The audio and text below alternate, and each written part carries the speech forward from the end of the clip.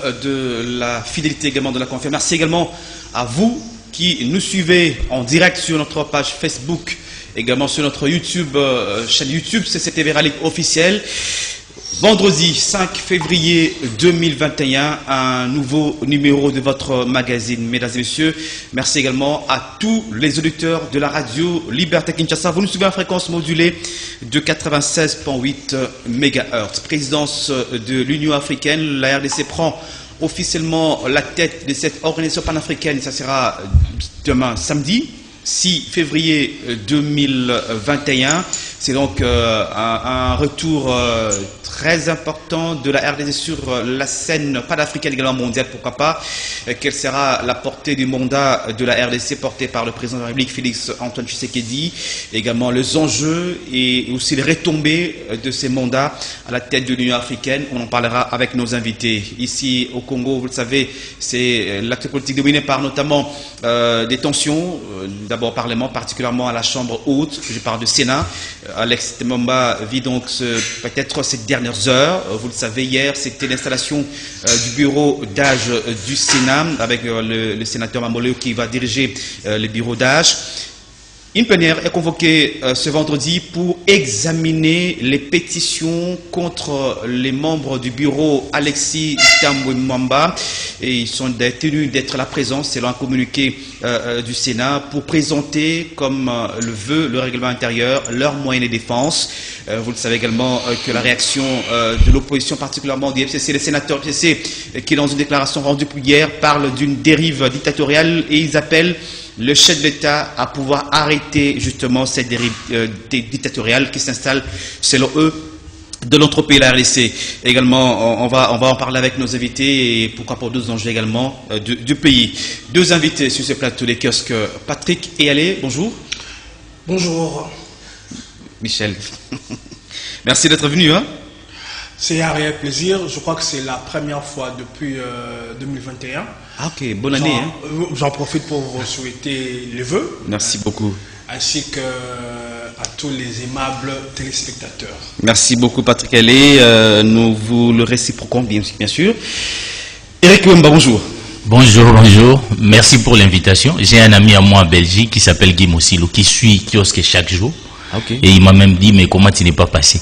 Bon, ça coïncidait que Doudou Moutiri m'a appelé, je l'ai salué, je sais qu'il me suit, Guy Mossilo à partir de Belgique. Okay. Un grand fan des kiosques. Oui, ils sont nombreux en Europe, aux États-Unis, en Asie, en Afrique également. Nous sommes là. Merci surtout de toujours être là pour nous et nous serons également là pour vous également. Le temps pour lire le journal paru à Kinshasa ce matin, Forum des As, Sénat, le FCC dénonce une dérive dictatoriale 50 jours après son instauration le 7 décembre 2020. Couvre-feu, vivement une évaluation de l'évolution de la Covid-19. C'est important également. Hein. Est-ce qu'on ne doit pas faire finalement cette évaluation de couvre-feu? C'est vrai que la deuxième vague, oui, on comprend bien sûr, mais ça pose un problème aussi hein, sur l'État. Hein. Oui, nous assistons à une espèce de navigation à vue. Oui. C'est vrai que la gestion de cette pandémie partout ailleurs pose problème, mais il faut raison garder que nos dirigeants apprennent à concevoir des mesures adaptées à nos réalités. Il y a de ces mesures dont on n'a pas le luxe de se payer. Ce couvre-feu asphyxie l'économie informelle des gens qui sont des tenanciers des bistrots, des restaurants. Cette activité-là de nuit est en train de subir une asphyxie, mais aussi la fermeture des écoles et des universités. Je pense que nous sommes en train de risquer une année blanche. Ça sera compliqué, surtout pour nous les autres, avec nos petits moyens qui avons déjà payé les frais. C'est compliqué. Je demande à ce que, plus urgemment que possible, que les dirigeants s'asseyent et voient à quelle mesure du possible ils peuvent rectifier les choses. C'est vrai, moi je suis de ceux qui savent que cette maladie est là dans nos murs. Je ne suis pas de ceux qui minimisent, qui disent que c'est une émotion. La maladie est là, mais cherchons les voies et moyens pour qu'on cohabite avec cette maladie. Parce que, d'après ce que nous voyons, même à l'étranger, ce n'est pas de sitôt que cette maladie va prendre congé de nous. Donc, elle est venue pour s'installer durablement. Donc, on ne peut pas se donner le luxe de prendre des mesures intemporelles pour lutter contre cette maladie. On doit s'adapter. À s'adapter, voilà. On va j'allais quand même dire un mot. Oui. Quand ça mérite d'être évalué, quand on donne une mesure, ça doit concerner tout le monde. Parce que l'image... Sur le plan d'éducation, est-ce qu'il n'y a pas moyen qu'on peut pas organiser... Moi, je vais l'aborder sur un autre aspect qui nécessite vraiment l'évaluation. Ce couvre-feu a été violé par l'Union sacrée, les députés de l'Union sacrée. Nous les avons vus. Après, ils se sont retrouvés à Pullman à 1h du matin, où j'ai vu le président Bosso amener sa femme et ses enfants. Comme dans ces pays, le pouvoir n'a jamais été considéré comme un sacerdoce au service du bien commun. Le pouvoir a toujours été considéré comme une bénédiction divine. Tournabisso, il a amené sa femme et ses enfants, 500 députés en violation des gestes barrières. Ils sont arrivés jusqu'à plus d'1 heure à saigner les trésors publics pour amener les gens à Pullman. Vous savez qu'ils n'étaient pas seulement allés boire du coca. Je pense que quand on prend des mesures, ça doit concerner tout le monde. On ne doit pas donner l'impression dans ces pays qu'il y a une classe de privilégiés. Parce que c'est qu'ils ont donné comme une image l'Union sacrée, les jours J, c'est un très mauvais signal. C'est que les mêmes habitudes vont reprendre où il y a des hors-la-loi. Pourquoi? Parce que j'ai vu des policiers venir chasser des gens, je ne sais pas, Cheta. Mon lait, c'est 500 ou 300 députés, je ne sais pas. C'est permettre les leaks de passer des nuits jusqu'à minuit. Alors nous refusons des mesures discriminatoires. C'est ce qui appelle même à une certaine évaluation. Très bien. Félix-Antoine Tshisekedi prend les commandes de l'Union africaine ce samedi 6 février. Le vrai modérateur, entendu ce samedi à Addis Abeba pour le 33e sommet de l'ULIA. Félix Tshisekedi déjà prêt avec le Premier ministre déçu par la tournure des événements. Au PPRD, le jeune réclame la tête d'Emmanuel Shadari. La rupture news. Bureau d'âge du Sénat, le président Léon Mamboléo est de retour. Et puis écho de l'UDPS, Assemblée nationale, le bureau affiche complet. Tout à l'heure, j'annonçais avec des questions socio-économiques de notre pays. Vous avez hier, on a quand même dénoncé le fait que la desserte en eau et en électricité, ça pose problème à Kinshasa, la capitale. Quand je suis rentré hier chez moi, j'ai trouvé de l'eau, comme s'ils avaient écouté. Mais ce qui est vrai également, qu'on doit continuer à parler des situations. C'est quand même pas comme normal qu'à Kinshasa, on manque d'eau, on manque d'électricité. Je pense que hier, j'appelais à ce que vivement l'union sacrée également dans les entreprises publiques, particulièrement à l'arrêt des eaux, la SNEL, c'est que je crois que c'est vrai, on dit il y a des problèmes, oui, mais les gens continuent à payer leur facture d'eau et d'électricité. Apparemment, ça apparente à une certaine escroquerie. Bon, vous savez, à un moment, j'avais fait de cette histoire de la SNEL mon cheval de bataille. C'est là que j'ai compris que cette histoire est quand même assez beaucoup politisée. Moi, je ne connaissais même pas le nom du DG de la SNEL. Je ne savais même pas qu'il était du PPRD. J'ai reçu des appels où les gens me disaient que non, il y a des gens derrière moi d'un parti politique qui ont mis de l'argent pour combattre le DG parce que du PPRD. J'ai dit, je connais même pas son nom. Je vous apprenez qu'il est du PPRD. Oui. Donc, pour répondre à votre question, je souhaiterais que dans l'élan de recomposition qui va arriver, que dans les entreprises publiques, on mette l'homme qu'il faut à la place qu'il faut. Parce que au-delà de beaucoup de choses, il y a un problème de profil dans ce pays. C'est vrai qu'on doit récompenser, on doit caser selon la formule les alliés, patati patata, mais il faut quand même qu'à un moment donné, qu'on nous donne des hommes des valeurs, des hommes compétents, des hommes qui peuvent changer la situation. Et c'est d'ailleurs le grand défi de cette composition. Demain, on aura le gouvernement, on aura des dirigeants des entreprises. Qui mettre? Est-ce que ce sera parce que j'ai rejoint l'union sacrée, parce que je suis le frère, je suis proche d'eux, je suis membre du parti politique, d'office, je dois bénéficier d'entreprise? Non, c'est l'un des grands défis qui va se poser au nouveau leadership. Ça veut dire la redistribution ou le partage de responsabilités. Exactement. Que ce soit au gouvernement, que ce soit des entreprises. C'est un défi où l'ancien régime a lamentablement échoué. Parce qu'on a vu souvent les personnes qui étaient nommées pour rester dans ce que l'on disait dans les entreprises étaient des personnes qui étaient là pour se mettre plein la poche et qui n'avaient généralement pas le profil. Donc, on attend en tournant le leadership actuel par rapport à ces questions. Il y a la BCC, il y a en fait, c'est toutes les entreprises. On doit avoir un remis-ménage. Oui. Je serais, moi, le plus peiné si je vois qu'on attribue simplement ces postes aux politiciens. Il faut à un moment donné que l'on arrête avec cette façon de récompenser à tout bout de champ les politiciens. Il y a des entreprises qui ont besoin d'une expertise technique. Dans une question, par exemple, dit, ça peut revenir par exemple à telle composante, mais que le rôle aussi de la composante de désigner des personnes qui soient à mesure de gérer justement ces genres d'entreprises, ou dans le gouvernement également. Je crois qu'on aborde très très mal les problèmes de la régie des eaux de la SNEL. Moi, par mon expérience en tant que journaliste parlementaire, les DG de la régie des eaux, une fois venu là-bas, on a commencé à l'attaquer. Il a dit voilà le vrai problème de la régie des eaux. C'est l'État congolais qui tue ces entreprises-là. Parce que l'État congolais lui-même ne paye pas des factures. Parce que ces entreprises ont besoin de moyens. Ils ont suffisamment besoin de moyens. L'État, Kabila tel qu'il est parti là, il a laissé beaucoup de dettes. Vous allez, oui, il est parti en laissant beaucoup de dettes. Mais j'ai dit comme institution. Oui, voilà. Donc, comme institution. Mais aujourd'hui, je suis sûr que si vous allez même au palais de la nation, vous verrez que la présidence ne paye pas ses factures. Les palais des peuples, c'est eux qui ont des plus grandes dettes. Primature. La primature. Donc la régie des eaux pose un problème. C'est-à-dire l'État ne donne pas l'importance à ces entreprises. Vous avez vu un moment, grâce au sonneur d'alerte, nous avons arrêté une situation un peu dramatique ici dans le pays. La régie des eaux, à un moment donné, n'avait même plus des intrants. Il manquait l'argent pour acheter des intrants.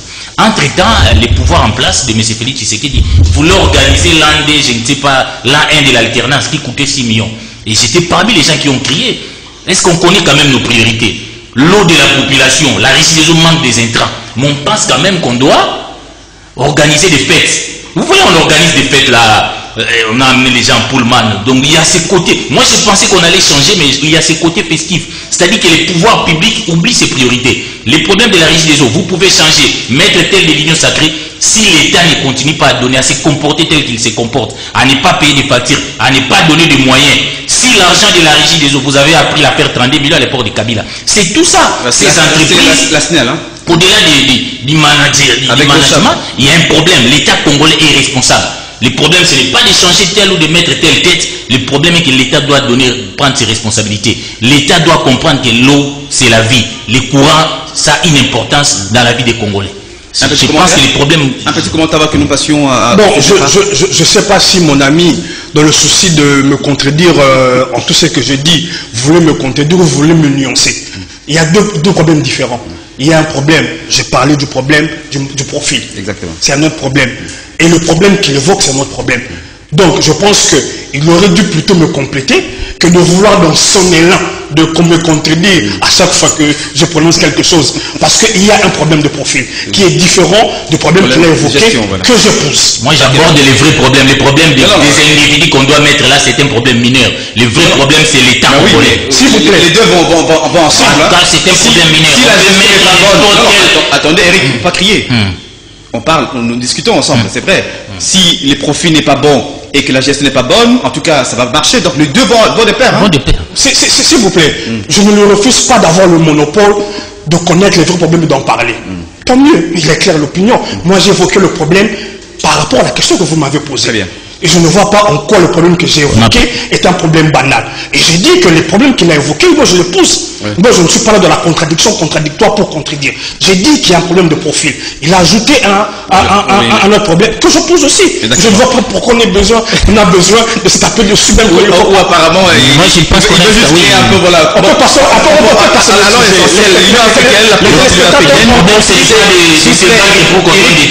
les téléspectateurs ont compris le but du contradicteur. C'est depuis 1967, et c'était sous l'ère Mobutu, que la RDC ou les Zaïre à l'époque avaient pris la présidence de l'Union africaine, ou l'OIA à l'époque d'ailleurs. En tout cas, plusieurs années, les 30 années, plusieurs années d'ailleurs. Maintenant, on revient sur la scène panafricaine et même mondiale à travers cette présidence. C'est demain, samedi 6 février 2021, que la RDC prend officiellement la tête de l'Union africaine. Quelle sera, vous avez la parole, Eric Wimba, quelle peut être la portée de ce mandat et même les enjeux, et pourquoi pas aussi, parler des retombées de ces mandats pour la RDC. Quand on est à la tête d'une grande organisation comme ça, il faut savoir vous avez plus à donner qu'à recevoir. Vous devez résoudre les problèmes des autres. Mais pour être en mesure de résoudre les problèmes des autres, il faut commencer par soi-même. C'est-à-dire être irréprochable. Pour dire demain que là on viole les droits de l'homme, il faut que chez vous-même qu'on respecte les droits de l'homme. Pour dire que là-bas on doit respecter la Constitution, il faut que chez vous-même qu'on respecte la Constitution. Vous avez vu à un moment donné, nous avons vécu une expérience ici où Kagame voulait venir donner des leçons ici. Alors que chez lui, il se passe des élections, je ne sais pas, soviétiques. Les plébiscites d'ailleurs. On les plébiscite déjà. Donc, je crois que 90%. Maintenant, il faut une trêve politique. Nous tous, nous devons aider les chefs de l'État dans un esprit républicain parce que c'est une lourde responsabilité. Malheureusement, les chefs de l'État prennent cette responsabilité à des moments de fortes tensions politiques dans le pays. C'est vraiment une très mauvaise coïncidence. Mais nous avons, nous signons aussi, parce que ça il semble que c'est depuis 1967, nous signons en même temps notre retour sur la scène internationale. Il nous faut comprendre, il faut reprendre notre place. Nous sommes un grand pays, un grand peuple. Nous avons plus à donner, nous devons profiter de notre présence à l'Union africaine pour résoudre pratiquement les problèmes qui se posent au niveau de l'Est de notre pays avec les pays voisins. Parce que nous appartenons quand même avec la sécurité. Ce n'est pas normal que les gens se promènent dans notre territoire comme ils veulent, les Zambiens vont rien, les Angolais vont pas en tel territoire. Je crois que la RDC il est temps qu'on se réveille. Donc nous pensons que ce mandat sera fructueux et nous devons nous tous soutenir les chefs de l'État. C'est pourquoi nous sollicitons quand même une petite trêve. Parce que nous oublions quand même l'essentiel. Notre rôle à jouer sur le plan international, nous sommes ici déchirés par des problèmes internes. C'est ici, tantôt, avec un nouveau mot qu'on a inventé, les doyens d'âge. Je crois que Mbosso a bien joué ce rôle de l'autre côté. Il appartient aussi à Mamboïle de bien faire pour avoir la récompense peut-être. Mais je pense que ces problèmes-là nous distraient sur des vrais problèmes. Il faudra qu'il y ait vraiment une trêve parce que on a passé tout le moment. J'en prends même que le gouvernement sera investi au mois de mars. Mois de mars, oui.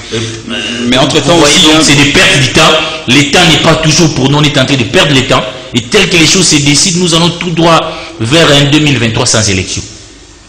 Et vous voyez, oui, moi je suis en train de... C'est vous qui le dites. Hein. En tout cas, je ne suis pas prophète, mais tel que les choses... Il ne faut pas présager les choses dans cette manière-là.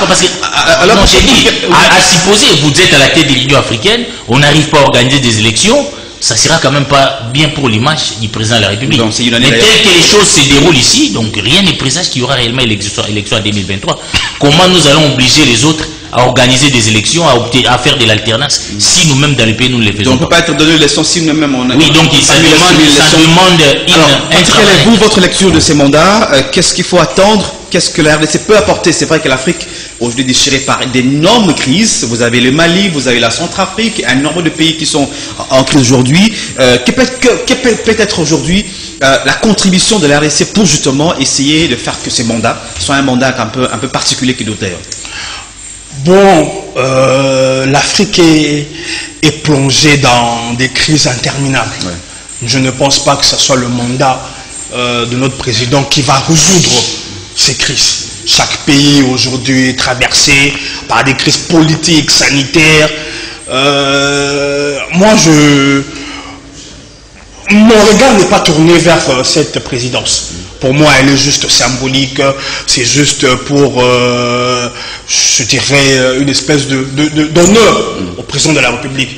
Moi, je n'attends rien de ce mandat. Je préfère voir le président se consacrer aux problèmes du pays, qui sont nombreux.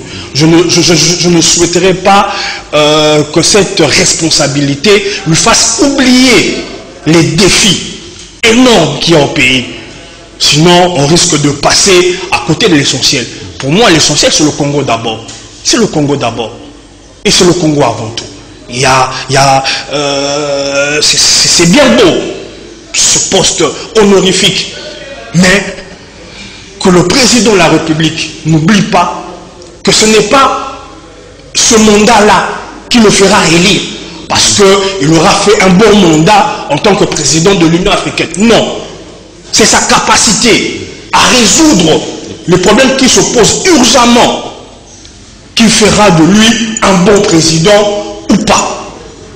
Pour moi, je salue le fait que le président va dans les heures qui viennent prendre la tête de l'Union africaine, mais pour moi c'est quelque chose d'honorifique. L'essentiel est ailleurs et que le président ne s'y trompe pas. Les priorités, c'est le pays, c'est le Congo. Plusieurs défis, plusieurs challenges et le temps est pressant. Très bien. Très bien, Patrick Eyalé. On va parler justement de ces pays, de ces Congo, avec des tensions politiques au Sénat particulièrement. Vous avez hier suivi l'installation du bureau d'âge. Finalement, c'est fait, comme on l'a fait également à l'Assemblée nationale. Aujourd'hui, ce sera une plénière convoquée pour examiner les pétitions contre les membres du bureau Alexis Temwamba. Bon, hier, un des membres du bureau a démissionné, notamment le rapporteur adjoint Sona Kamitatou.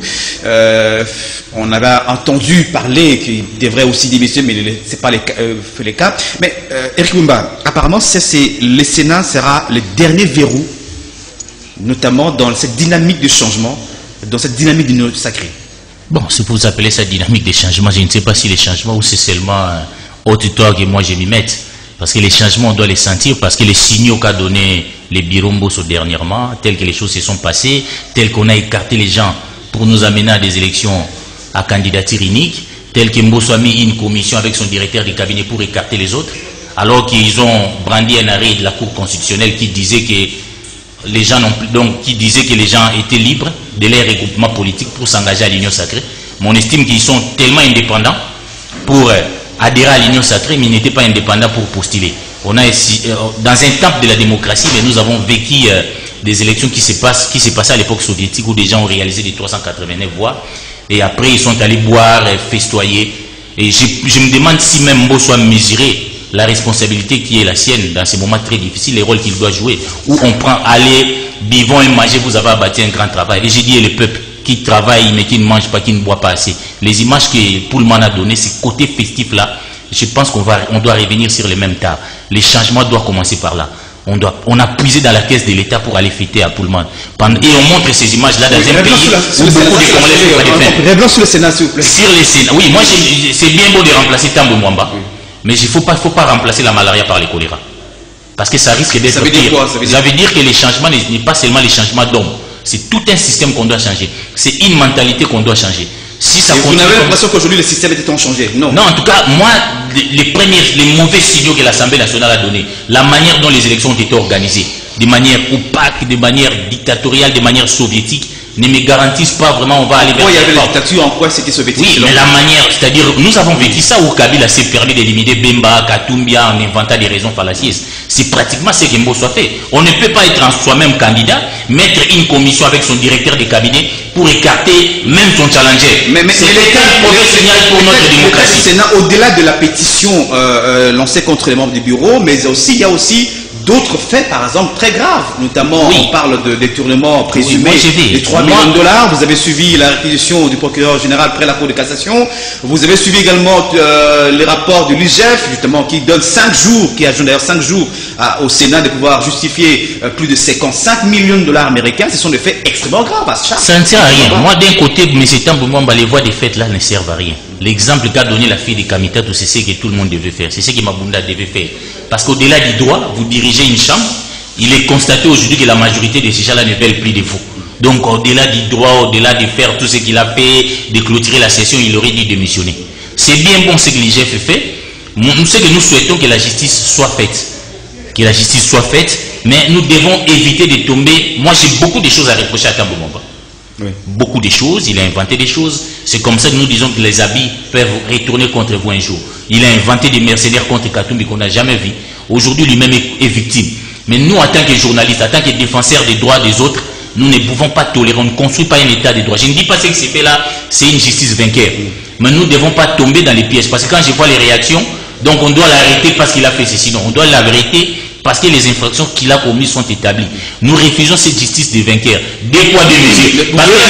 Mais lorsqu'il refuse, par exemple, ou par exemple, il y a une certaine, comme on dit, solidarité dans le mal, est-ce que vous tolérez ça? Moi, je ne dis pas que Tamboumbamba ne doit pas être déféré devant la justice. Mais ne tombons pas dans les pièges. Nous voulons la même célérité. C'est ce que nous voulons. La justice pour tous. L'égalité pour tous. La même célérité, par exemple, l'IGF a démonté pour Tamboumbamba. Nous voulons la même sérénité pour des proches de Tshisekedi d'aujourd'hui. Parce qu'il y a un rapport de Covid. Et pourquoi nous voulons que les procureurs, nous voulons que cette même célérité, qu'on l'observe aussi chez Teddy Longondo, qui l'IGF a démontré qu'il y a eu des détournements. Mais on a même demandé son immunité qu'on n'a jamais levée. Je ne sais pas qu'est-ce qui se passe dans ces dossiers. C'est un processus. Non, nous voulons, oui, c'est ce que nous souhaitons. Donc la démocratie, nous ne souhaitons pas tomber ce que j'ai appelé dans les pièges des règlements des comptes. D'accord. Mais que la justice soit faite. La réaction du FCC, notamment le sénateur FCC, il parle d'une dérive dictatoriale. Partagez-vous cet avis? Il demande même à Félix de pouvoir arrêter cette dérive dictatoriale. Mais ce qui est important de rappeler dans la déclaration, ils estiment qu'au risque que des provinces se prennent en charge. Cet aspect, ça commence à trop se répéter. On n'en fait pas compte. C'est venu un peu socialiste en fait. C'est revenu. Mulunda l'a dit, il y a Chikes l'a dit encore hier, déclaration FCC. Oui, c'est venu d'un ressortissant du même coin que Ngoïmou Mulunda. Moi, je vais. Quand vous avez parlé de dérive dictatoriale, si ce constat était fait par d'autres personnes, j'allais prêter mon oreille et donner un commentaire. Mais quand j'entends, ils sont libres de le dire, les gens du FCC parler de dérive dictatoriale, j'ai envie de rigoler. Mais alors de rigoler. Il y a d'un côté des personnes qui vivaient de la tyrannie, qui étaient l'expression de la tyrannie, mais qui, depuis un moment, bizarrement, se placent en victime et disent à l'opinion qu'ils subissent une tyrannie. Non. À un moment, il faut arrêter de se moquer des gens. Il est vrai que les amis de l'UCN sont en train de pécher dans la précipitation, parfois les textes qui sont contournés. Mais pour moi, ça, ce sont des aléas. Les faits, c'est quoi? Ailleurs, quand vous êtes confronté à pareille chose, vous démissionnez. On le voit en Israël. On a vu ça en Italie. Il y a même des gens que nous connaissons estampillés encore jusqu'aujourd'hui FCC, mais qui ont signé la pétition contre M. Tambwe Mwamba. Mais de quelle dictature on parle? Carole Aguito, à ce que je sache, la sénatrice, mais elle est encore membre du FCC. Et c'est la même chose qui s'est passé avec Mabunda. Guy Luando aussi a signé. Hein. Voilà. Où vous avez des gens de votre propre famille qui vous désavouent. Mais vous êtes là, vous persistez, vous évoquez des artifices juridiques pour à supposer que vous ayez raison. Qu'on attende le mois de mars. Les 64 signatures vont se transformer comme l'eau en vin et vont s'étioler. Non, il faut à un moment, même au crépuscule de votre vie politique, sortir avec dignité. Prendre acte des choses. Prendre acte de l'évolution des choses. Et quitter les choses avant que les choses vous quittent. Et de façon humiliante. Maintenant, s'agissant de l'IGF. Moi, je n'aimerais pas être celui qui tire à boulet rouge sur tout ce qui bouge. Mon ami le fait déjà suffisamment bien. Moi, j'aimerais encourager l'IGF de continuer dans cet élan. C'est des choses... moi, je suis quelqu'un de pragmatique et de réaliste. Je ne m'invente pas un monde où tout est beau, tout est bon, tout est parfait. Non. Il y a dans les systèmes politiques africains et plus précisément congolais, il y a une espèce de 2 poids 2 mesures. Mais c'est même pas au Congo, c'est même pas en Afrique. C'est des choses que l'on voit, une justice parfois qui est accommodante quand vous êtes au pouvoir, quand vous êtes dans l'opposition. Oui. On l'a vu avec Sarkozy en France aussi. Hein. Vous m'avez enlevé les œufs de la bouche. Mais j'encourage. Pour moi, il faut que l'opinion que nous sommes, poussons maintenant par rapport aux personnes qui sont de la famille du président, qui sont impliquées dans les dossiers. Il faut que nous poussons les instances aussi à aller dans ce sens. Il y a le cas de M. Etienne Longondo. Ne rendons pas ça banal. C'est déjà quelque chose de positif que de voir quelqu'un qui est de la famille présidentielle être inquiété. Mais il ne faut pas maintenant que ça se limite au niveau qu'il est simplement inquiété et puis que... voilà. Il faut pousser. Et comme vous avez dit, ce ne sont pas des choses qui se passent en claquant de doigts. Il y a des procédures qui doivent suivre. Il n'est pas le seul à être inquiété, mais non encore poursuivi. Il n'est pas le seul. Il y a Matata, il y a bien d'autres. L'IGF a fait son travail, un travail que j'encourage, parce que au premier abord, il n'a pas choisi des camps.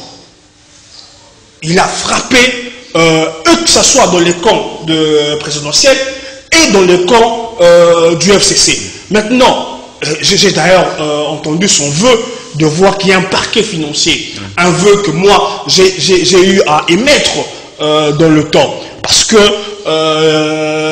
les procédures, quand l'IGF porte l'affaire devant les instances aujourd'hui compétentes, les procédures à suivre me semblent un peu longues. Oui. Il faudrait, dans l'élan que l'UCN a manifesté des réformes, qu'on essaye de réfléchir sur un parquet financier un peu comme en France. Très bien, très bien. Mais vous n'avez pas évoqué les VT sécessionnistes dans la déclaration Non. On l'a encore appris hier avec Tuquès d'ailleurs. Non, ça c'est des menaces à dessous. C'est des menaces à dessous, c'est des personnes... Mais à prendre au sérieux, hein. Et effectivement, c'est des menaces à prendre au sérieux, mais c'est des menaces à dessous. Pourquoi je dis c'est des menaces à dessous? Parce que ces personnes n'ont pas le moyen de leur politique, quand je dis de leur politique, d'accomplir leurs menaces. C'est, pour reprendre une expression chère à M. Ramazan Chadari, c'est des intimidations. Moi je dis parce qu'on a eu tendance à prendre certaines jurisprudences négatives. Une jurisprudence, elle est négative même si elle vient de la France. Moi je pense qu'on ne doit pas se soulager. Non, ça se passe comme ça aussi en France. Moi je vous dirais aussi au Cameroun, il y a eu l'opération Épervier. Bi avait nommé un procureur spécial et beaucoup de proches de Bi ont été inquiétés et déférés devant la justice. L'IGF ne peut pas remplacer la justice. Il appartient à la justice de faire le travail. Mais la même célérité que nous avons vu les procureurs auprès de l'affaire Tambou Mwamba, nous voulons les voir aussi dans d'autres dossiers.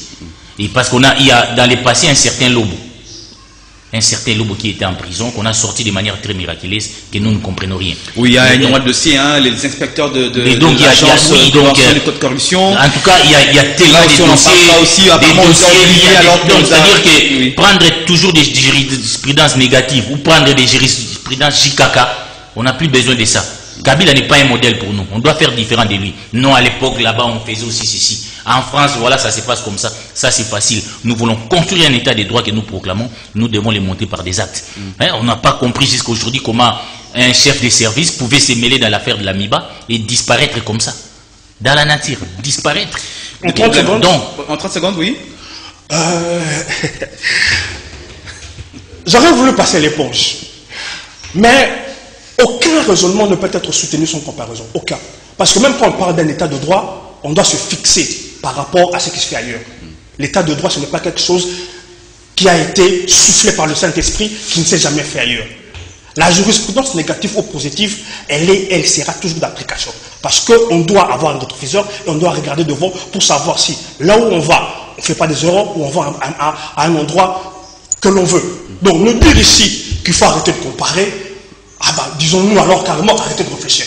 Pour parler au Cameroun, je ne suis pas sûr qu'au Cameroun aujourd'hui tout va bien. Malgré l'opération Épervier. Merci. Oui, donc j'ai donné. La suite aux événements au Sénat, c'est vrai que bon, on entend plus ou moins comment ça va être, il sera peut-être là ou pas. Mais il faut craindre aussi. Hein. Généralement, dans l'histoire depuis 2006, le Sénat, c'est une chambre parlementaire réputée stable. Et vous savez d'ailleurs depuis l'époque de Kengoa Dondo. Et le fait de Tambou-Mwamba de tenir jusqu'à aujourd'hui, alors qu'il n'a pas démissionné, il ne voulait même pas démissionner par exemple, il n'y a pas risque qu'aujourd'hui on peut même auditionner ou présenter ses moyens de défense et qu'on passe au vote et que la majorité emporte aussi. Non, nous pensons, je ne sais pas Tambou-Mwamba tel que je le connais, sera-t-il là? Bon, on a vu Mabunda dire qu'il ne sera pas là, finalement, elle est finie dans la salle. Est-ce que Tambou va se comporter de la même manière? Je n'en sais pas trop. Mais une chose est vraie, et tous les ingrédients sont réunis pour que Tambou ne soit plus président du Sénat. Il faut déjà, moi je les conjugue déjà au passé. Hein, maintenant, nous voulons que... Maintenant, qui le remplaçait maintenant aussi? Bon, il y a un problème de gestion d'ambition là-bas. On m'a parlé de Sami Badibanga. On nous a parlé, était en combat, on ne sait pas lui donner la primature, il faut les jeter là-bas au Sénat. Non, le problème avec le Sénat, avec le président du Sénat, constitutionnellement, c'est les remplaçants en cas Non, je n'aime pas trop ces débats. Je n'aime pas trop ces débats. Le Sénat a un rôle à jouer. Le président du Sénat n'est pas quelqu'un, oui, je sais, parce que les pouvoirs horaires divident. C'est pourquoi les législateurs avaient prévu ça, parce que le président n'est qu'un être humain. Mais s'attarder sur ça, le président du Sénat ne sera pas là en train de dormir, de commencer à se réveiller pour poser la question si le président est mort pour qu'il prenne sa place. Ne réduisons pas le rôle du président du Sénat à ce niveau-là. C'est-à-dire que le Sénat a un rôle à jouer, c'est une haute chambre. Il y avait une situation très terrible dans les pays avec la loi électorale. Vous avez vu comment la haute chambre avec Kengo avait sauvé la situation. C'est cela qu'on attend du Sénat. Mais on n'attend pas du président du Sénat. Bon, je ne dis pas que Congo est parfait, mais pour une situation, on a vu comment les sages ont calmé la tension qui régnait à Kinshasa. On attend du président du Sénat un grand rôle à jouer. Mais ce n'est pas quelqu'un, c'est vrai qu'il est le dauphin constitutionnel du chef de l'État, mais il ne sera pas là en train de dormir, de se réveiller. Non, Félix est mort, s'il y a eu un crash, non. C'est-à-dire, ne réduisons pas les choses à ce niveau-là. Non, les cas de figure. Hein, non, ne réduisons pas les choses à ce niveau-là. Hein, mais j'aimerais quand même revenir sur la fameuse comparaison. Moi, en cours de logique formelle, j'avais appris les raisonnements par absurde. C'est-à-dire que votre maman a volé, comme disait notre aîné Diana.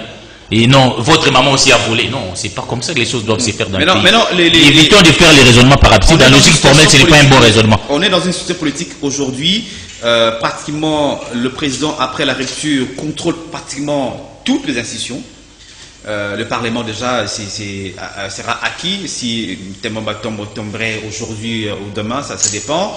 Vous avez le gouvernement qui bientôt sera mis en place. Le Premier ministre sera d'ailleurs nommé, sera issu de la majorité ou la coalition majoritaire au Parlement, notamment l'Union sacrée, ça c'est acquis. Est-ce que vous ne croyez pas que c'est trop de pouvoir peut avoir une incidence négative sur la démocratie? D'abord, vous savez le drame de contredire pour contredire, parfois se contredire soi-même. Mon ami avait donné l'exemple de ce qui se passe en Europe ailleurs avec les démissions. Il aurait dû se passer de ça. Voilà. Il aurait dû rester ici. Cet exemple que j'ai d'ailleurs posé. Et prendre des bons exemples. Pas prendre des mauvais exemples pour justifier nos tards. C'est cela les raisonnements par absurde. Nous ne nous comprenons pas. D'accord. Laissez les développer. Moi, je prends des bons exemples. C'est pas des mauvais. Vous notiez les points que vous estimez que vous allez réagir pour un débat élégant. Voilà. Vous avez la parole. Je vous ai toujours invité à l'élégance que j'ai quand vous parlez. Voilà pourquoi je réagis à propos, généralement après vous.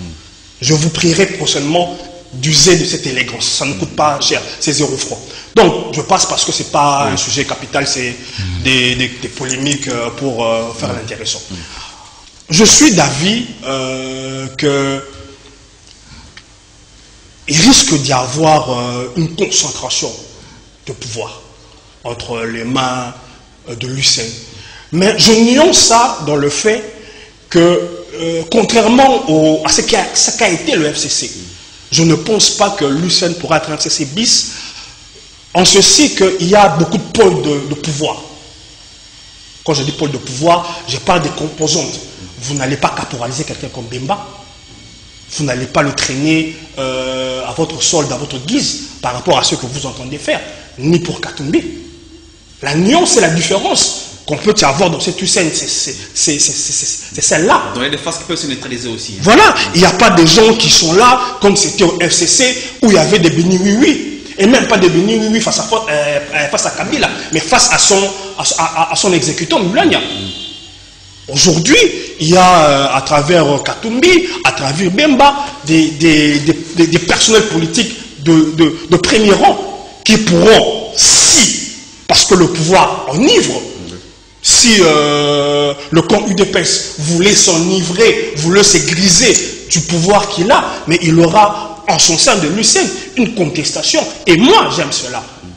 Moi, j'apprécie cela, du fait qu'il y aurait une espèce de tampon dans ce qui peut arriver en termes de velléité hégémoniste. Donc je ne crains pas ce que vous avez évoqué là, d'autant plus que, vous le voyez, les uns et les autres sont en train de demander dans la répartition l'équilibre, afin que le pouvoir ne soit pas concentré dans un seul corps. Donc nous avons une espèce de groupe, mais dans ce groupe-là, il y a des entités, et des entités fortes, voilà. qui peuvent servir de contrepoids, ce qu'il n'y avait pas au FCC. Donc voilà pourquoi j'ose avoir une espèce comment on dit, d'optimisme que les choses peuvent se passer mieux, pour ne pas dire bien. Parce que nous ne sommes pas encore dans l'élan du bien, mais nous sommes, je l'espère, dans l'élan du mieux. Du mieux. Voilà. Un commentaire? Bon, un commentaire parce que je ne suis pas totalement d'accord. Je ne contredis pas pour contredire. Il n'aura pas trop de pouvoir parce que... Non, il aura trop de pouvoir. Nous sommes déjà dans l'hyper-présidentialisation. Vous n'avez voir que la mesure conservatoire prise par les directeurs des cabinets du chef de l'État, où on interdit les ministres de faire des mouvements et consorts. Donc, c'est-à-dire, c'est un gouvernement démissionnaire quand même. Oui, mais quelle est la base légale? Autrefois, on a reproché ça à Caméré. On prend les mêmes mesures. Qui vous dit qu'il n'y aura pas des habits? Parce que ça n'a pas empêché qu'on puisse dans la réserve de la République. Nous avons vu ça dans les processus en jour. Mais aujourd'hui, je crois qu'il y a cette tendance-là de la concentration du pouvoir. Il y en aura. Parce que Félix a fait un travail. Je me demande si Bembe Katumbi contrôle encore tous les députés. Moi, je vous dis, je vous assure que dans les cas de Katumbi, on ne voulait pas adhérer à l'Union sacrée. Mais s'ils ont adhéré à l'Union sacrée, ils ont été imposés par la force des choses. Parce que certains députés ont totalement traversé. Est-ce que Jean-Pierre Bemba contrôle encore quelqu'un comme Jacques Joly? Donc Félix, je vous dis, il contrôle tous ces députés-là. Parce qu'il va imposer, comme il a imposé Mbosso, comme il a imposé tout ça, nous allons vers la concentration du pouvoir. Nous allons vers l'hyper-présidentialisation. C'est ce qui est à craindre parce que nous sommes là en train de construire une nouvelle dictature, si on y met garde. Moi, je l'ai dit, parce que j'ai toujours dit, je le répète, Kabila est venu ici comme Kadogo. C'est nous qui l'avons assassiné et puis il est devenu dictateur. Félix est venu humblement ici, ma force de Fachi Beto a cherché à les défendre à tout prix, même dans l'État, à force, moi je crains qu'avec la Lire, on prenne les choses à l'Assemblée nationale ou partout, que nous construisions une nouvelle dictature. Et nous sommes là, nous n'allons pas accepter cela. Nous allons combattre la dictature d'où qu'elle vienne. C'est votre droit d'ailleurs, il faut quand même le dire. Merci à vous deux. Merci Patrick Eyalé, merci Eric Wemba. Un grand merci également à vous, mesdames et messieurs, qui avez suivi cette émission. Merci à toute l'équipe technique qui m'a aidé à vous présenter. En tout cas, ce sera le tout dernier numéro de cette semaine. Rendez-vous, ça sera la semaine prochaine. Entre-temps, portez-vous bien surtout. Bonne suite de programme sur votre chaîne, Canal Congo Télévision. Au revoir. Au revoir. Merci.